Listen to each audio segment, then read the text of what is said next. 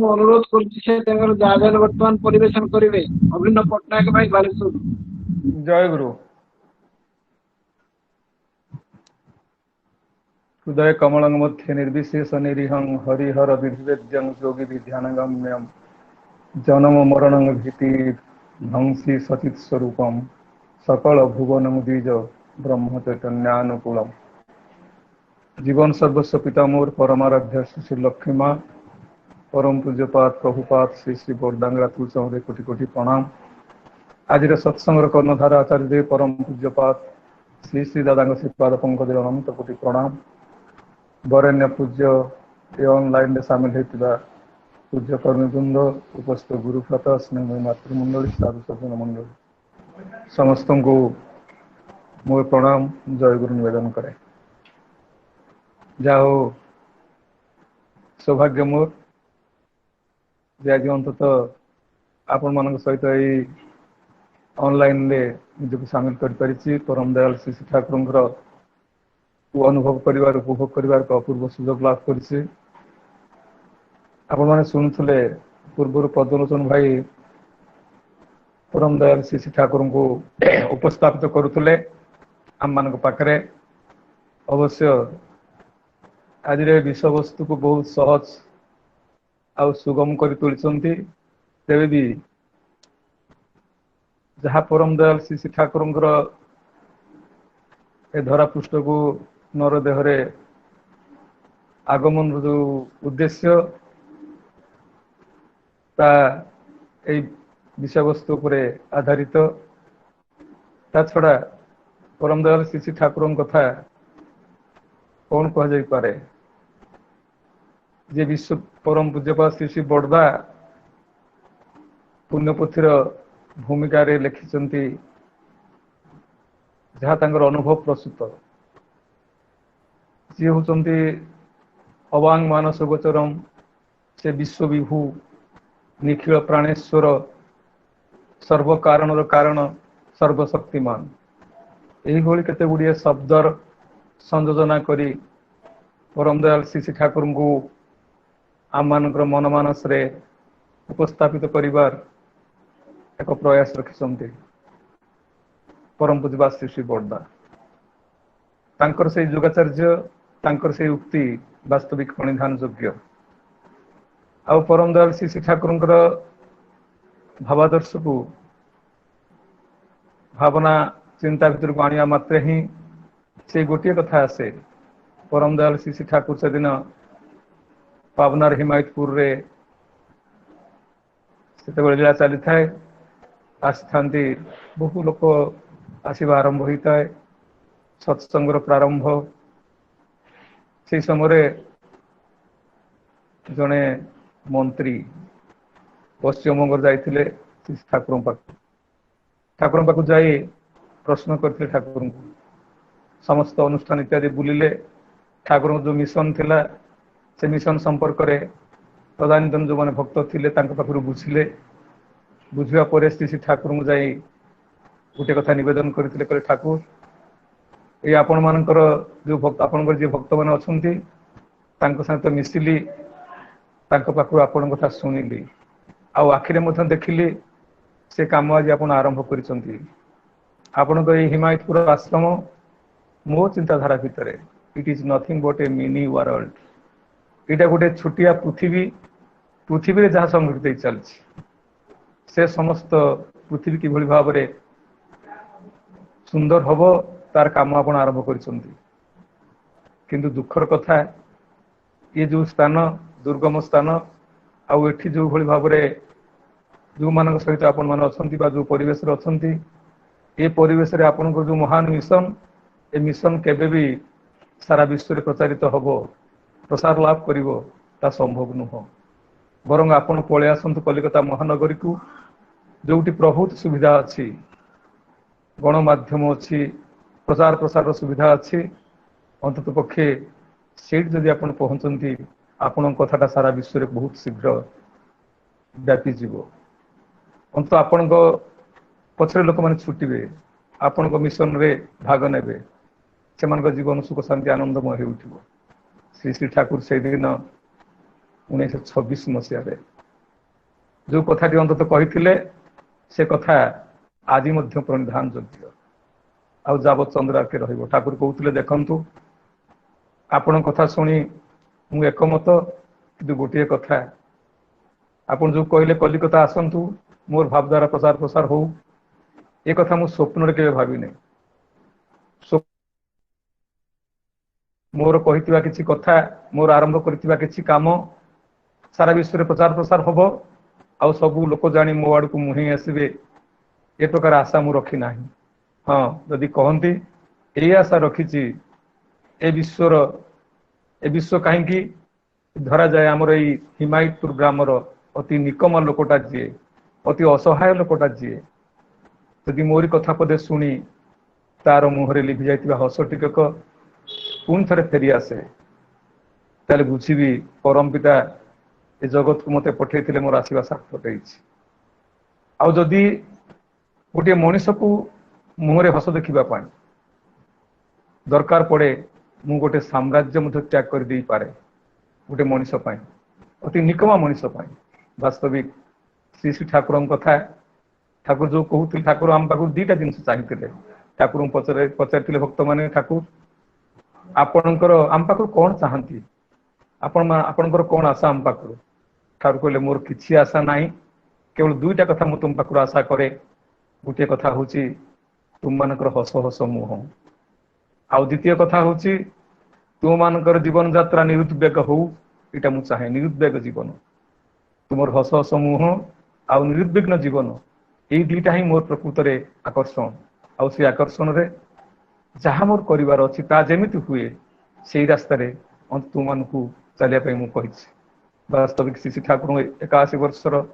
महामानवीय जीवन जो अवलोकन करा जाए विश्लेषण करा जाए निजर स्थूल बुद्धिमत्तार भितर से गोटे कथा आसो जो कथा टी आगु भाई कहते से ठाकुर जो मिशन आरंभ कर मिशन रे ठाकुर किंतु प्रथम योद्धा भाव अंत व्यक्ति को देखी आउ ये व्यक्ति को बाद दे ठाकुर कहते केतबेले सामग्रिकता को अनुभव करने समष्टि को अनुभव करने संभव नुह आउ गोटे व्यक्ति भितर जहा अच्छी ता किंतु विश्व जीवन में अच्छी एक कथा परम दयाल ठाकुर विश्वास करते ठाकुर कहते दार्शनिक मान जो कथा कहती जे माइक्रोजम और माक्रोजम व्यष्टि जीवन और समष्टि जीवन या भितर गोटे सुसमन्वय अच्छी जोटा कि आम अति सूक्ष्मतर भाव में जहाँ आम अनुभव कर पारुना से तो मुनि ऋषि मान लिखिं शास्त्र पुराण आम पढ़ू जहाँ अच्छी पिंडे ताहा अच्छी ब्रह्मांडे अर्थात ए सारा विश्वर प्रत्येक सृष्टि जहाँ सृष्टि होती समस्त भितर गोटे ये सूक्ष्माति सूक्ष्म भाव में कारण राज्य में कौन ना कौन जगार एक निछक संपर्क रही अस्वीकार करा तेरे श्री श्री ठाकुर कथा आज जो आलोच्य विषय श्री श्री ठाकुर दृष्टि व्यक्ति आ व्यक्तित्व ठाकुर दृष्टि कथाटा अवश्य पूर्ण भाव सत्य नुह कारण ठाकुर दृष्टि पुणी कौन जे स्रष्टा से पुणी देखिए कौन कथा से नुह बर आम मान पाखे ठाकुर जहाँ प्रकाश कर से प्रकाशर भावटा को दृष्टि बोली आम कह ठाकुर कहते ये व्यक्ति बा व्यक्तित्व व्यक्तिटा को इंग्लिश रे कहती पर्सन आ व्यक्तित्व को आम कहू पर्सनालिटी ठाकुर कहले व्यक्तिटा ये पर्सनटा पर्सन आसी पर्सोना शब्द लैटिन शब्द पर्सोना जार अर्थ हूँ मास्क मुख आवरण ठाकुर को पचरा ठाकुर ये जो माने पर्सोना शब्द टी आसी आपन तो स्वीकार करुँचे मुख आवरण कौन ठाकुर कहते प्रत्येक व्यक्ति गोटे आवरण भितर आबद्ध हो से आवरण खोलीगले से व्यक्ति किंतु व्यक्त ही उठे व्यक्त हबार तो व्यक्ति तेणु आवरण भितर से अच्छी आउ ये आवरण प्रकृति जहाँ ए पर्सोना बा मास्क बा आवरण प्रकृति जहाँ ठाकुर कहते दैट इज पर्सनालिटी ता व्यक्तित्व यदि आम से व्यक्ति और व्यक्तित्व संपर्क आलोचना करने पूर्वर अंत आमको जानवा पड़ो ए व्यक्तिर सृष्टि कौन कारण जो सृष्टि रे यदि ठीक थाए ठाकुर कहते ताहले किंतु विशेष किसी असुविधा हम ना परवर्ती अवस्था आम मनीष कथा कहू ए मनीष जन्म निए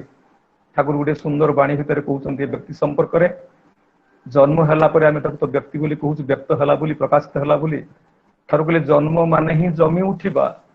उपादान संगति जो संगति जीवन उत्स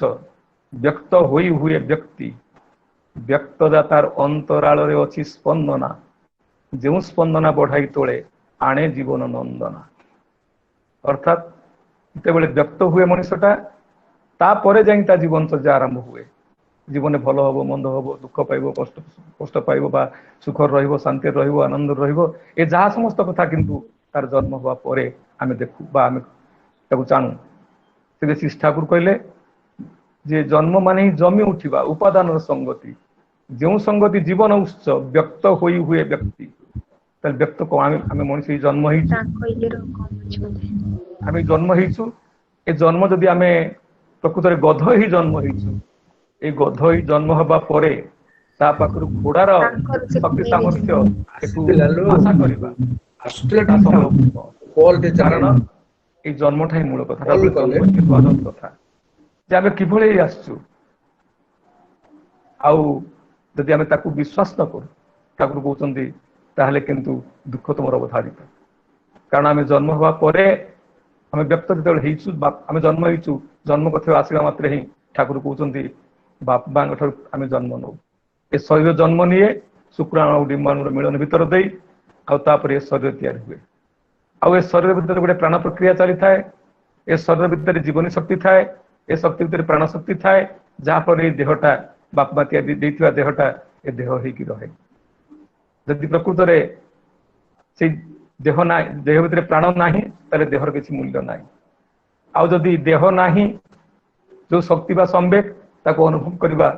संभव नुह अनुभव करहब ना तेणु से ठाकुर कहते ये जन्मटा ही मूल कथा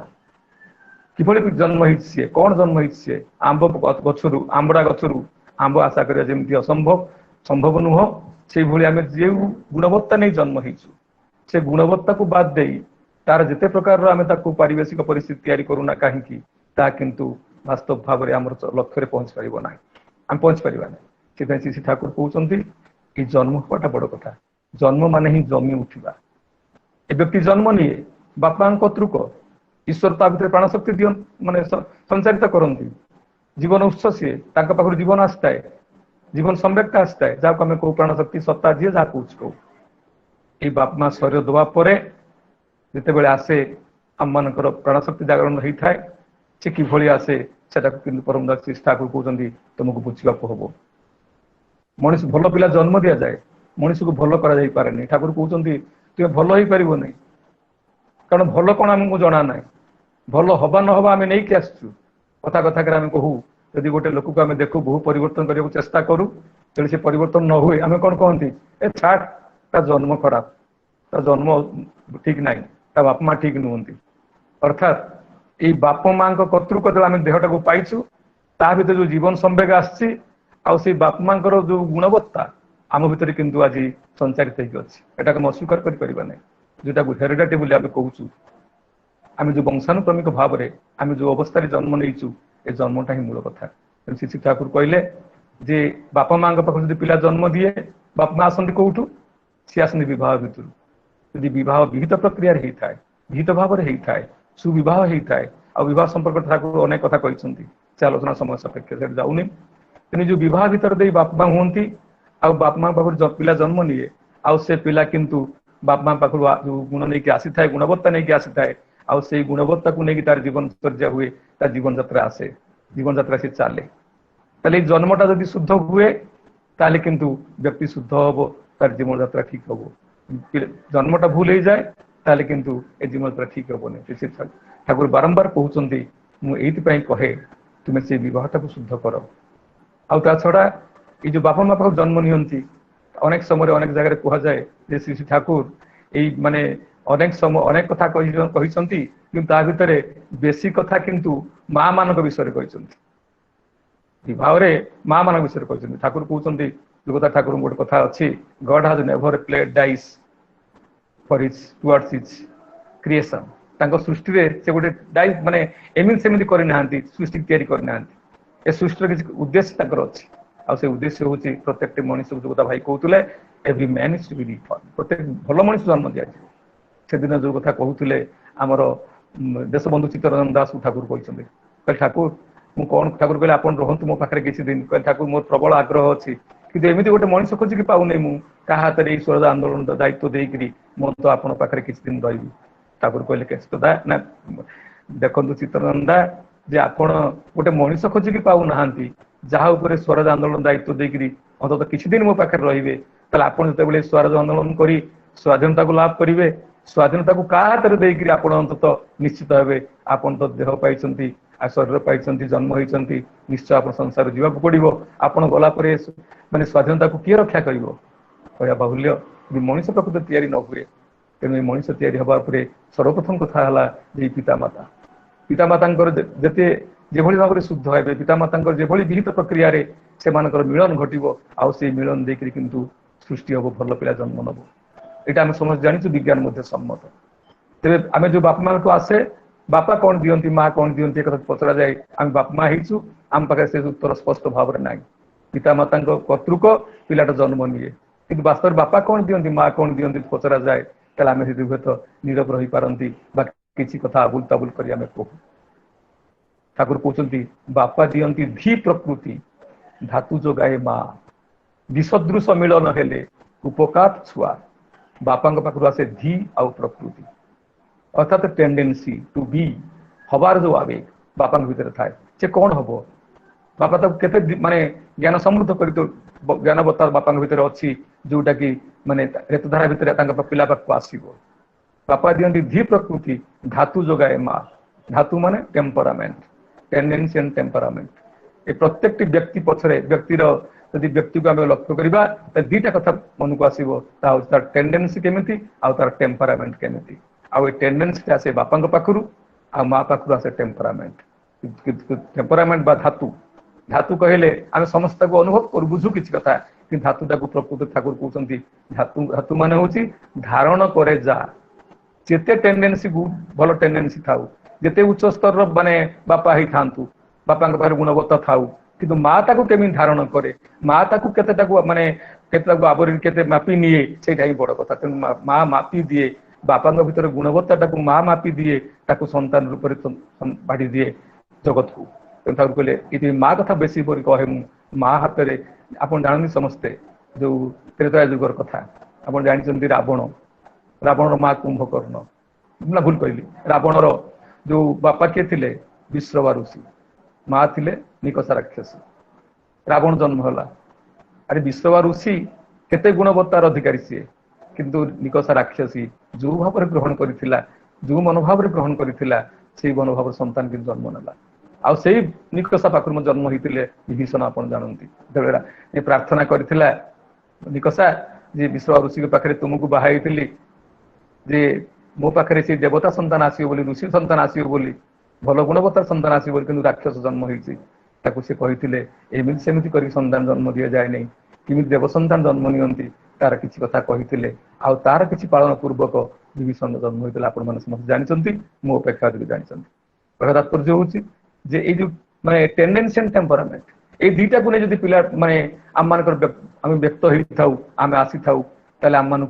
निश्चित भाव में ये टेंडेंसी और टेम्परामेंट को किभली भाव में आगामी युग आगामी पीढ़ी मानक संचारित करने पड़ो आमर वंशधारा भर आपन करने पड़ो ठाकुर कहते ही कर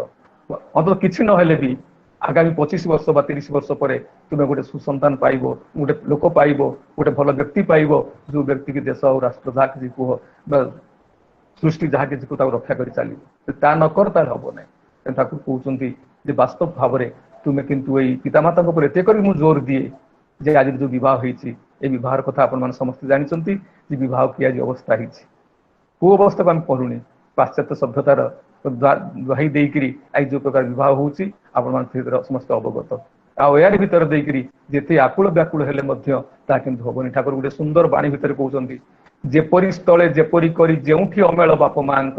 से अमेल रहे पिला स्वभाव आकुल हेले सदिच्छार ଯେତେ ଆକୁଳ ବ୍ୟାକୁଳ ହେଲେ, ଯେତେ କାଇଦା କଟକଣା କଲେ, ଯେତେ ନୀତି ନିୟମ ତିଆରି କଲେ, ଯେତେ ସଂସ୍କାର ମୂଳକ ପଦକ୍ଷେପ ନେଲେ ମଧ୍ୟ କଦାପି ଶୁଦ୍ଧ କରାଯାଇ ପାରିବ ନାହିଁ ଯଦି ତାର ଜନ୍ମଟା ହିଁ ଖରାପ ହେଇଥାଏ। ତେଣୁ ଠାକୁର କହୁଛନ୍ତି ଯେ ବିବାହର ଅଧିକାରଟା କିନ୍ତୁ ନାରୀ ଉପରେ ଠାକୁର ଦେଇଛନ୍ତି। ଆଉ ସେଇଥିପାଇଁ ଆମମାନଙ୍କୁ ଦେଖିବାକୁ ପଡିବ, ବିବାହଟାକୁ ଶୁଦ୍ଧ କରିବାକୁ ପଡିବ। ଠାକୁର କହିଲେ ବ୍ୟକ୍ତି ଜୀବନର ଶୁଦ୍ଧତା ଯଦି ଆମେ ଆଶା କରୁ, ଇଚ୍ଛା କରୁ, ତାହେଲେ ସୁବିବାହର କଥା ଠାକୁର କହୁଛନ୍ତି। এই সুবিবাহ করিয়া পূর্বক আমি কিন্তু এই মনুষ্য জাতিকে যে কথা কହୁଥିଲେ ম্যান মেকিং ফ্যাক্টরি বলি, ম্যান এই মনুষ্য তৈরি করা যাই পারিব।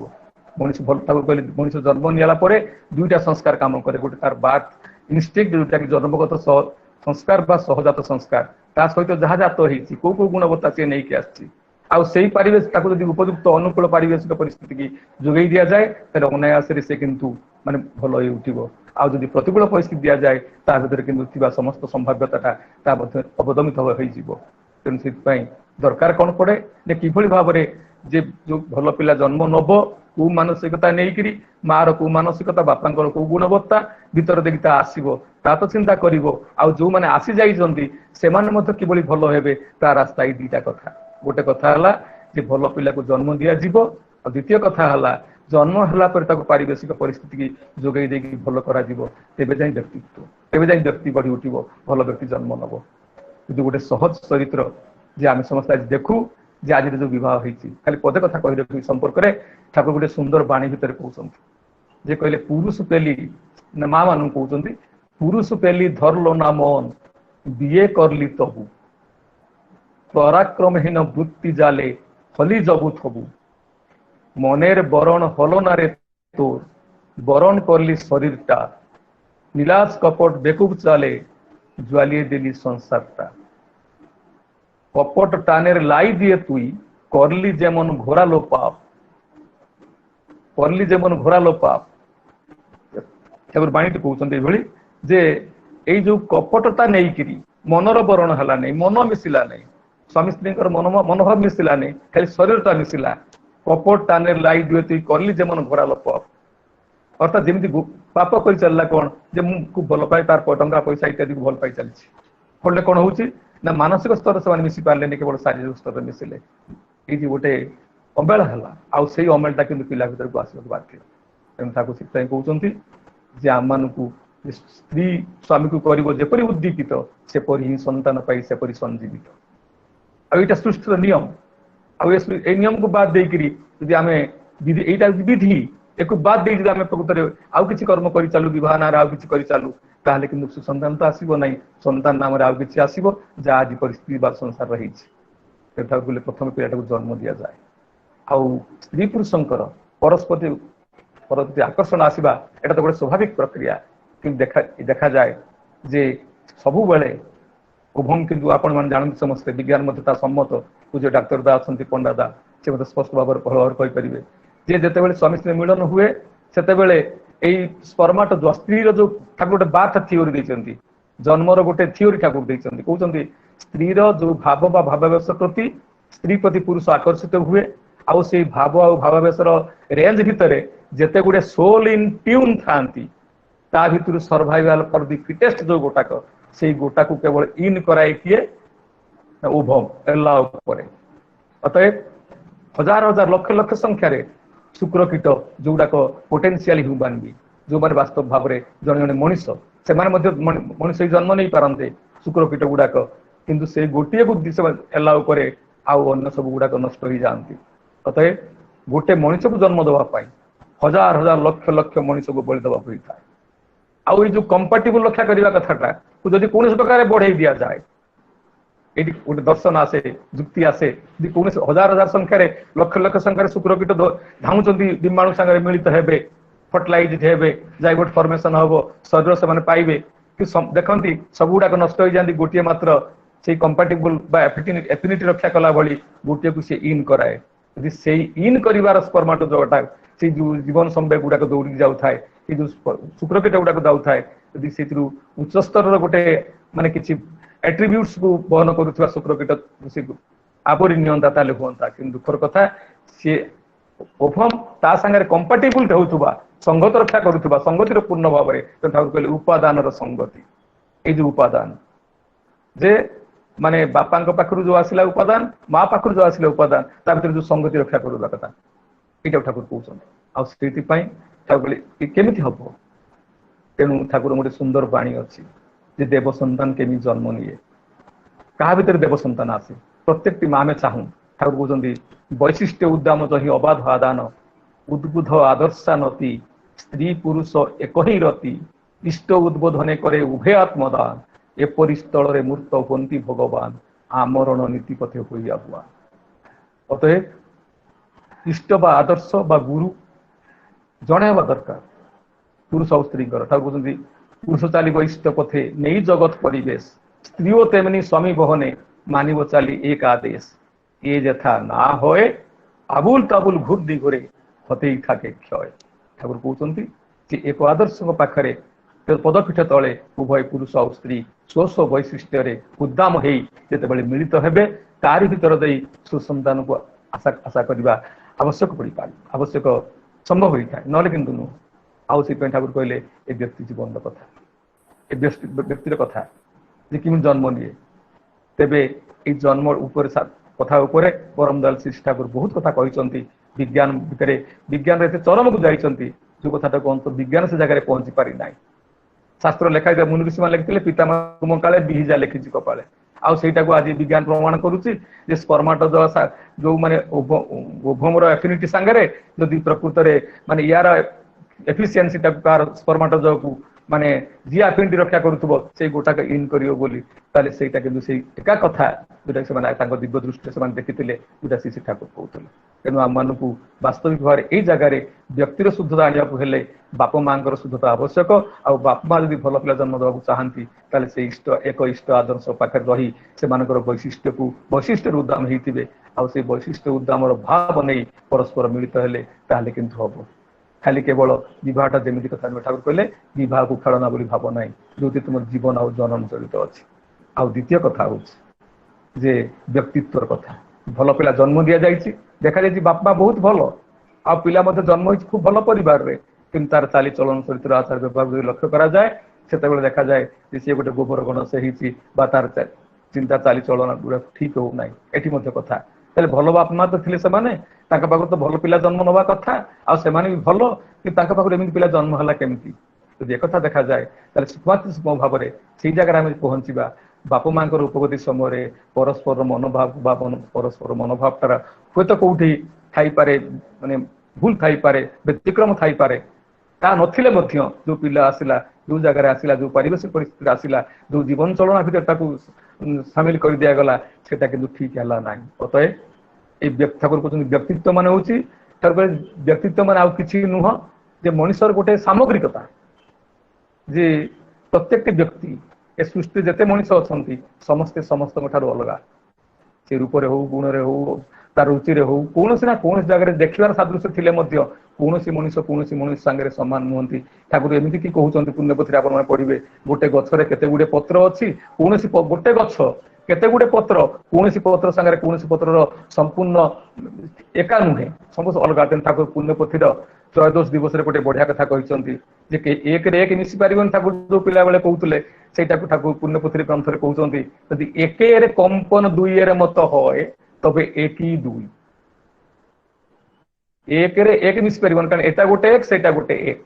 ଆଉ ସେଟା ମିଶିବ କେମିତି? ଆଉ ମିଶିବ କେତେବେଳେ? ଯଦି ଏକେରେ କମ୍ପନ ଠାରୁ କହିଲେ ସୃଷ୍ଟି କଥା, ସେ ସୃଷ୍ଟିର ଅବସର କଥା ଅଛି, ଆପଣ ଜାଣନ୍ତି ଯୋଉ କଥା ଟିକେ ସେ ବାଇଣ୍ଡି ଟିକେ ଆଗରୁ କହୁଥିଲି। ବ୍ୟକ୍ତ ହୋଇ ହୁଏ ବ୍ୟକ୍ତି, ବ୍ୟକ୍ତଦା ତାର ଅନ୍ତରାଳରେ ଅଛି ସ୍ପନ୍ଦନା, ଯେଉଁ ସ୍ପନ୍ଦନା ବଢାଇ ତଳେ ଆଣିଯିବ, ଏଇ ସ୍ପନ୍ଦନା ବା ଭାଇବ୍ରେସନ, ଏ କମ୍ପନ। ତେଣୁ ଯଦି କାହାର କମ୍ପନ, ଗୋଟେ ପିତାମାତାଙ୍କର ଉପଗତି ସମୟରେ ଯୋଉ କମ୍ପନର ସୃଷ୍ଟି ଫଳରେ ଗୋଟେ ସନ୍ତାନ ସୃଷ୍ଟି ହେଲା, ସେ କମ୍ପନ ଯଦି ଆଉ କୋଉ ଜାଗାରେ ସୃଷ୍ଟି ହୁଏ, ସମାନ ଭାବରେ ସୃଷ୍ଟି ହୁଏ, ତାହେଲେ ଏକ ଦୁଇ। କିନ୍ତୁ ସୃଷ୍ଟିର ଲୀଳା ଏମିତି ଯେ କେହି କାହାରି କମ୍ପନ ସମାନ ନୁହନ୍ତି। ଆପଣ ଦେଖୁଥିବେ ଏଇ ଯୋଉ ସବୁ ଆଜିକାଲି ଆସୁଛି କଣ ଯୋଉ ବଜାର ଯୋଉ ବିକ୍ରି ହଉଛି ସବୁ ମାନେ ବାର କୋଡ,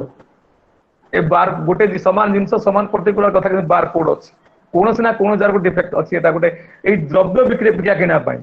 କିନ୍ତୁ ଈଶ୍ୱରଙ୍କ ସୃଷ୍ଟିରେ ସିଏ କେତେ ବାର କୋଡ ରଖିଥିବେ ଯେ କେହି କାହା ସାଙ୍ଗରେ ସମାନ ନୁହନ୍ତି, ସବୁ ଅଲଗା ଅଲଗା, ସବୁ ଅଲଗା ଅଲଗା। ତେଣୁ ଏଇ ଯୋଉ ଅଲଗା ଅଲଗା କଥାଟା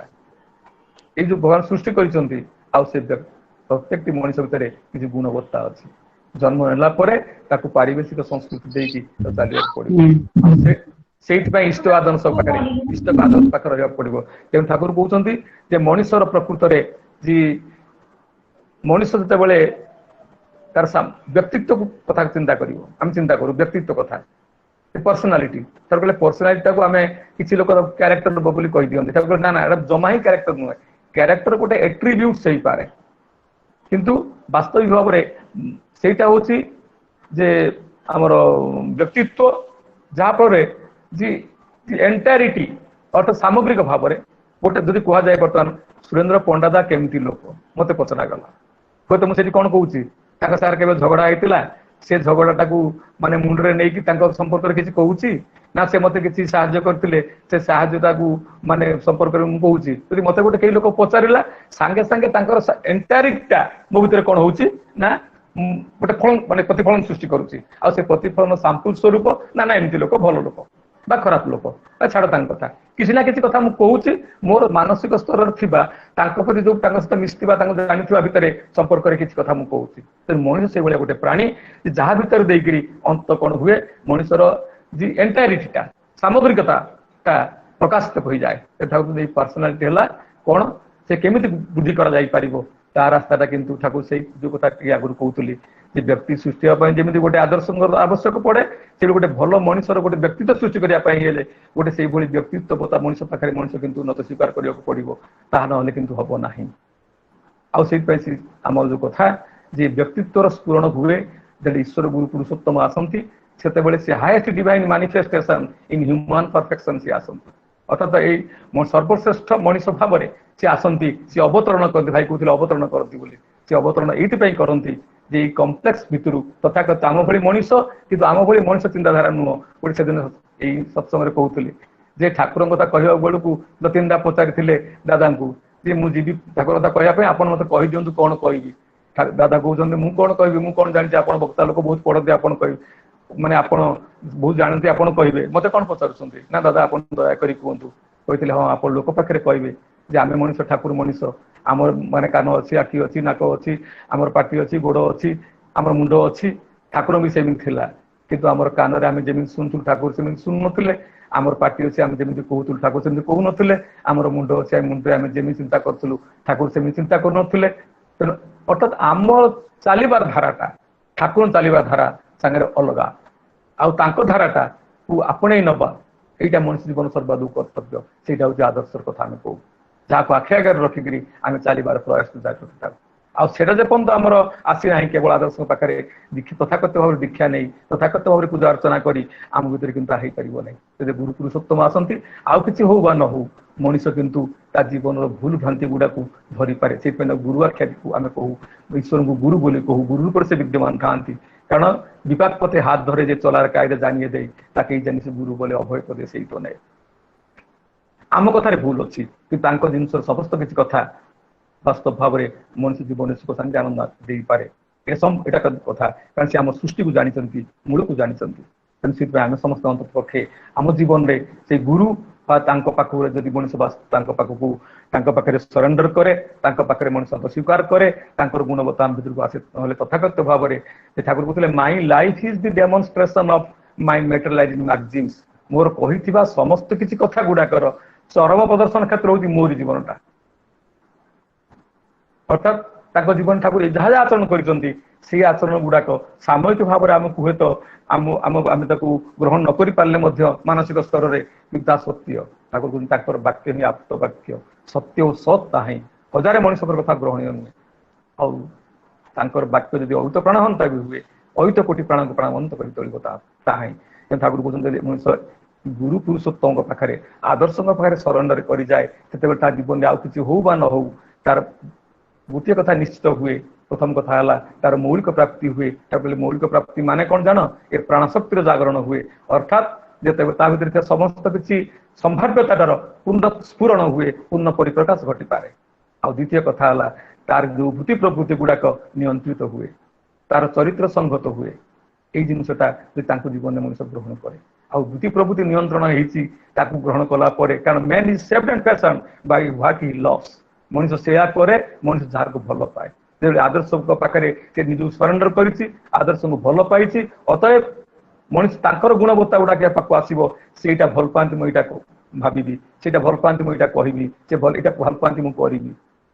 ଆଉ ଯେତେବେଳେ ସେଇଟା ମଣିଷର ତାଙ୍କ ଖୁସି କରିବା, ମଣିଷ ଯେତେବେଳେ ଯାହା କିଛି ହେଇଛି କାହାରି ନା କାହାରି ପ୍ରତି ଗୋଟେ ଆକର୍ଷିତ ହେଇକି ମଣିଷ କିଛି କର୍ମ କରିଛି। ଦେହଟାକୁ ଭଲ ପାଇଛି, ଦେହ ପାଇଁ କିଛି କରୁଛି, ସ୍ତ୍ରୀକି ଭଲ ପାଇଛି, ସ୍ତ୍ରୀ ପାଇଁ କିଛି କରୁଛି, ପରିବାର ଭଲ ପାଇଛି, ପରିବାର ପାଇଁ କରୁଛି। ଆଜି ମଣିଷ କିନ୍ତୁ ବାସ୍ତବ ଭାବରେ ସେ ଆଦର୍ଶକୁ ଭଲ ପାଇବା କଥା ଠାକୁର କହୁଛନ୍ତି। ଆଦର୍ଶକୁ ବାଦ ଦେଇ ମଣିଷ ଯେତେ ଯାହା କିଛି ଭଲ ପାଇବାରେ ପହଞ୍ଚୁ ନା କାହିଁକି, ସେଠି କିନ୍ତୁ ପୂର୍ଣ୍ଣ ଭାବରେ ତାର ମାନେ ବ୍ୟକ୍ତିତ୍ୱର ସ୍ଫୁରଣ ତ ହବ ହିଁ ନାହିଁ। ଆଉ ଦ୍ୱିତୀୟ କଥା ହଉଛି ତା ଜୀବନରେ ଦୁଃଖ କଷ୍ଟ ଆସିବ, କାରଣ ତାର ଯାତ୍ରା ଜୀବନ ଯାତ୍ରା ଅନେକ ମାନେ ତା ଭିତରେ ଅସୁବିଧା ଅଛି। ଆପଣମାନେ ଜାଣନ୍ତି ସମସ୍ତେ କେତେ ଖୁନି ଆସାମୀ, କେତେ ବଡ ବଡ ଲୋକ ଯୋଉ ଲୋକ ଗୁଡାକ ଥିଲେ, ଯୋଉମାନଙ୍କ କଥା ସମାଜରେ ଅପାନ୍ତୟ ଲୋକ। ହେମକବି କଥା ଆପଣମାନେ ଜାଣିଛନ୍ତି, ଗୋଟେ ଉଦାହରଣ ଦିଆଯାଇପାରେ। ହେମକବି ଯିଏକି ହଉଛି ମାନେ ଖୁବ ବଢିଆ କବିତା ଲେଖନ୍ତି, କିନ୍ତୁ ତାଙ୍କର ଦୁର୍ଗୁଣ ଥିଲା ସେ ବେଶ୍ୟାସକ୍ତ ଆଉ ମଦ୍ୟପ। ଆଉ ବେଶ୍ୟାସକ୍ତ ମଦ୍ୟପରୁ କିଭଳି ଭାବରେ ସେ ପରିବର୍ତ୍ତନ ହେଲେ ଆପଣ ଜାଣନ୍ତି ସମସ୍ତେ। ସବୁ ଲୋକ ଯାଉଛନ୍ତି ମଦ ନିଶାରେ ଠାକୁର ପାଖକୁ ଛୁଟି ଚାଲିଛି। ଯାଇ କହୁଛି ଗାଈ ଗାଈ ଗୀତ ଯାଉଛି, ଚଲିତେ ଚଲିତେ ହାତେରେ ପ୍ରଦୀପ গিয়াছে নিভিয়া সকলে কি যাবে চলে চরণে দলিয়া কেউ কি না আনিবে তো আমায় দি বাহু তলিয়া। କେହି କି ଆମକୁ ଦି ବାହୁ ତୋଳିକି ମତେ ନେବେନି, ଏକଥା ଗାଈ ଗାଈ ପଡିଯାଉଛି, ମଦ ନିଶା ଢଳି ପଡୁଛି। ଠାକୁର ତାକୁ ଧରିଛନ୍ତି, ପରବର୍ତ୍ତୀ ଅବସ୍ଥାରେ ପରିବର୍ତ୍ତନ କେମିତି ଆପଣ ଜାଣିଛନ୍ତି। ତେଣୁ ଠାକୁର ମୋ କହିବା କଥା ହଉଛି ଇଷ୍ଟ ଆଦର୍ଶ ପ୍ରତି ଯଦି ମଣିଷ ଅନୁରକ୍ତ ହୁଏ, ମଣିଷର ବୁଦ୍ଧି ପ୍ରଭୃତି ନିୟନ୍ତ୍ରଣ ତ ହବ, ଚରିତ୍ର ସଂଘତ ହବ, ଆଉ ମଣିଷର ସତାଟା ସମୁନ୍ନତ ହବ। ଏ କଥା କହୁଥିଲି, ପ୍ରାଣଶକ୍ତି ଜାଗରଣ ହବ। ତେବେ ଠାକୁର କେମିତି ହବ ସାରି ଦଉଛି। ଠାକୁର କହୁଥିଲେ ଯେ କେମିତି ହବ, ତିନିଟା କଥା ଠାକୁର କହୁଛନ୍ତି। ଆମେ କଣ କରିବା ନାହିଁ ଆଉ କଣ କରିବା, ଏଇ କଥା ଖାଲି କହି ଦଉଛି। ଠାକୁର ଗୋଟେ କଥା କହୁଛନ୍ତି, ଜୀବନରେ ତୁମେ ରଖିବ 3 ଲକ୍ଷ ଅନୁକ୍ଷଣ, ଧୃତିଚର୍ଯ୍ୟା, ସତ୍ତା ପୋଷଣ, ଆପଦ ଜହିଁ ହୁଏ ନିବାରଣ। ଏ ତିନିଟା କଥା ଲକ୍ଷ୍ୟ ରଖିବ। ଆଉ ଦ୍ୱିତୀୟ କଥା ହେଲା, ଜୀବନରେ 3ଟା ଜିନିଷ କରିବ ନାହିଁ। ଗୋଟେ କଣ, ତୁମେ କେବେ ହେଲେ ତୁମର ଦ୍ୱନ୍ଦ୍ୱୀ ବୃତ୍ତି କରିବ ନାହିଁ। ମଣିଷ ଜନ୍ମ ନେଇଛ, ଥରେ କଥା ଦେଇ କଥା ଖିଲାପ କରିବ ନାହିଁ। ଆଉ ଦ୍ୱିତୀୟ କଥା ହଉଛି ପ୍ରତିଲୋମ ବିବାହ କରିବ, ଯୋଉଟା ବିବାହ କଥା କହୁଥିଲି, ପ୍ରତିଲୋମ ବିବାହ କରିବ ନାହିଁ। ପ୍ରତିଲୋମ ବିବାହ କଲେ ଯେତେ ଯାହା କିଛି ବ୍ୟବସ୍ଥା କଲେ ମଧ୍ୟ ତା ରହିବ ନାହିଁ। ଆଉ ତୃତୀୟ କଥା ହେଲା, ଇଷ୍ଟଙ୍କୁ ପରିପୋଷଣ କରିବା ଭିତରେ ଦେଇ ଇଷ୍ଟ ଭରଣ କରିବା ମାନେ ନକରି ଅନ୍ନ ଜଳ ଗ୍ରହଣ କରିବନି। ଅତଏବ ତାଙ୍କୁ ମୁଖ୍ୟ କରି ତୋଳିବାର କଥା। ତେଣୁ ଦେଖତେ ଶୁଣତେ କହିତେ কিছু এসেই পড়ে প্রিয়ের কথা, চক্ষু সজাগ কানটি সজাগ সজাগ প্রাণের তোটি প্রথা, প্রিয়ের দরদ এমনি করে দরদি করে বলে প্রিয়হারা চায় না কান্তি করে বলে। ତେଣୁ ତାଙ୍କୁ ଭଲ ପାଇବା ଭିତରେ ଦେଇ, ସେଇ ଗୁରୁଙ୍କୁ ଭଲ ପାଇବା ଭିତରେ ଦେଇ, କୃଷ୍ଣଙ୍କୁ ଭଲ ପାଇବା ଭିତରେ ଦେଇକରି ମଣିଷର ବ୍ୟକ୍ତି ଜୀବନ ତ ଭଲ ହୁଏ, ଜନ୍ମ ନ ହବ, ଆଉ ବ୍ୟକ୍ତିତ୍ୱ ମଧ୍ୟ ଅଜ୍ଞାତ ହେଇଯିବ। ଜୟ